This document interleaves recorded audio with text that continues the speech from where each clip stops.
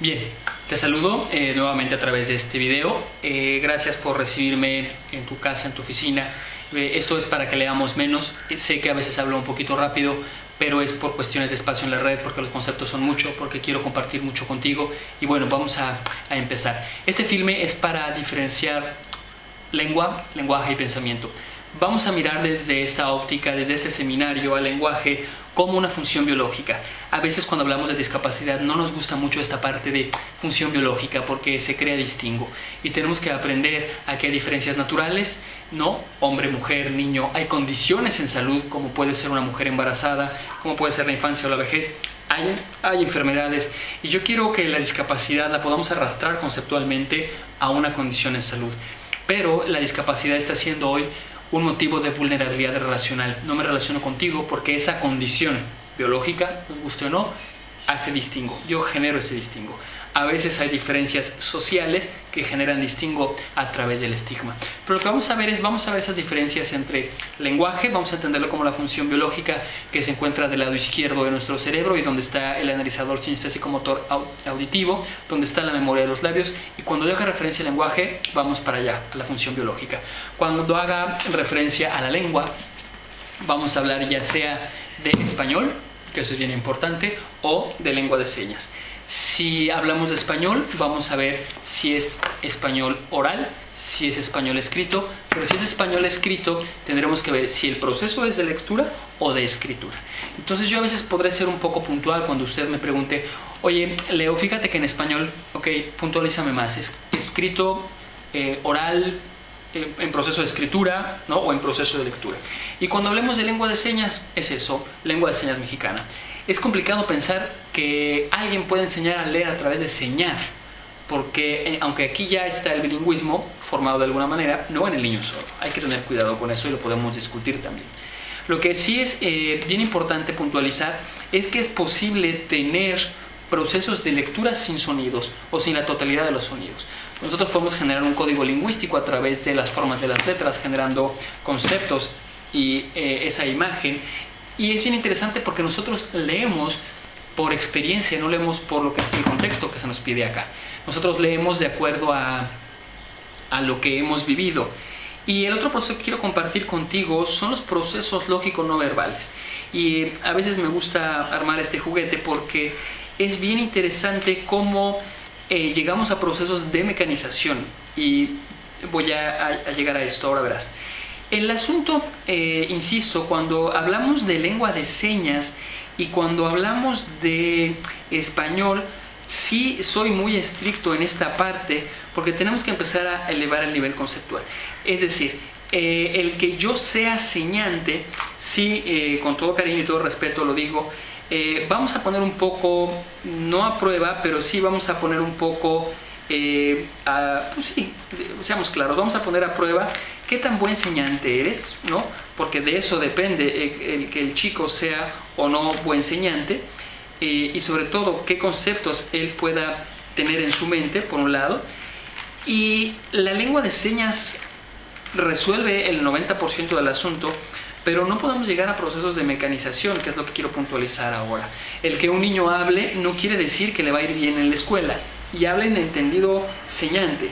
¿Sí me explico?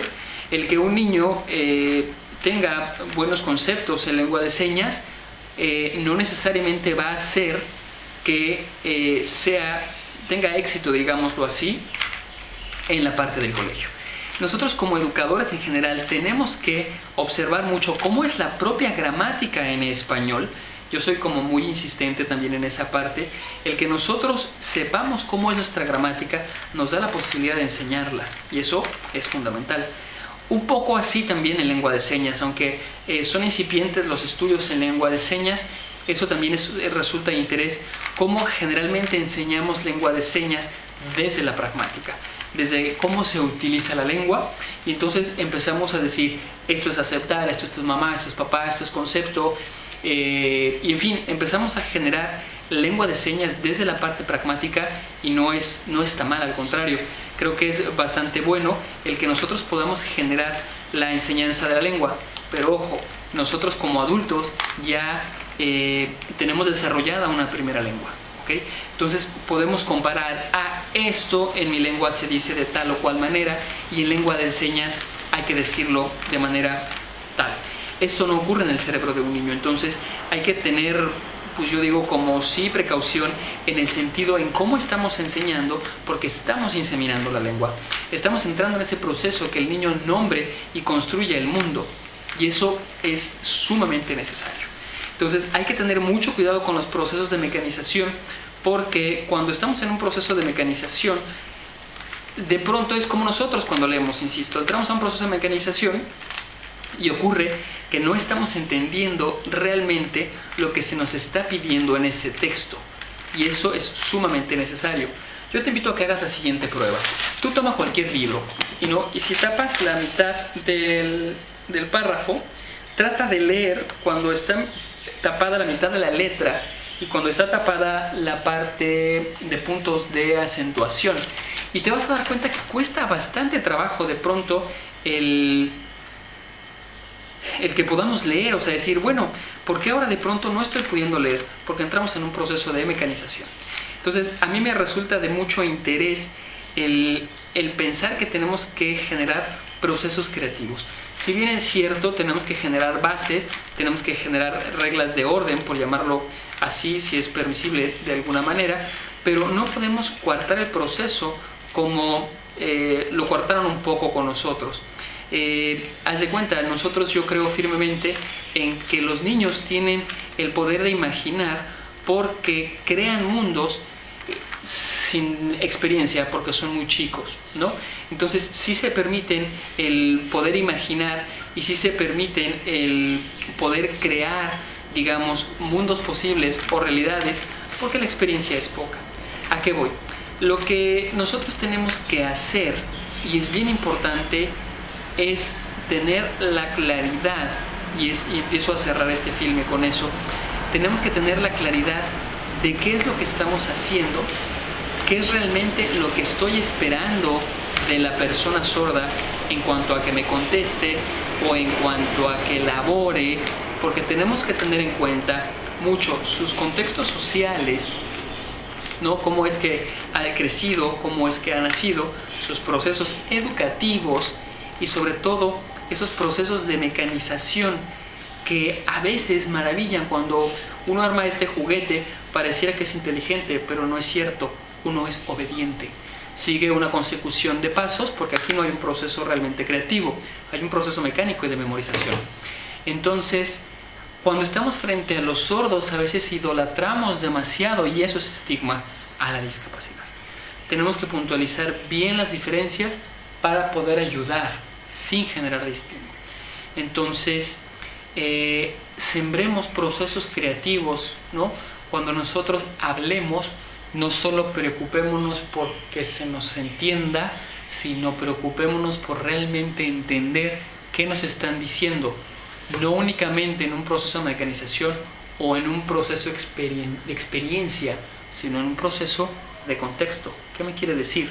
Y eso lo vamos a estudiar en el diplomado. Entonces, para puntualizar, te invito a que revises este filme, mandes tus dudas por email. Vamos a aclarar, esta discusión la vamos a tener durante algunas horas en clase, que el lenguaje es la función biológica, donde está el analizador sinestésico motor auditivo, donde está la memoria de los labios. Aún no hacemos investigación, o no la conozco del todo, honestamente, para dónde está la memoria de los labios, aunque creemos por la investigación que he leído que tiene que ver con las neuronas espejo.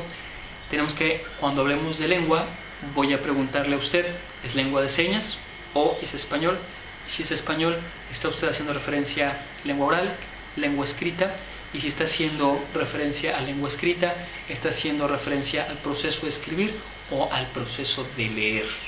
Y también vamos a discutir más sobre lo que es una corriente de pensamiento, como es el bilingüismo, lo que es una metodología, porque inclusive el oralismo es una corriente de pensamiento, pero hay una metodología para hacer que el niño hable, ¿no?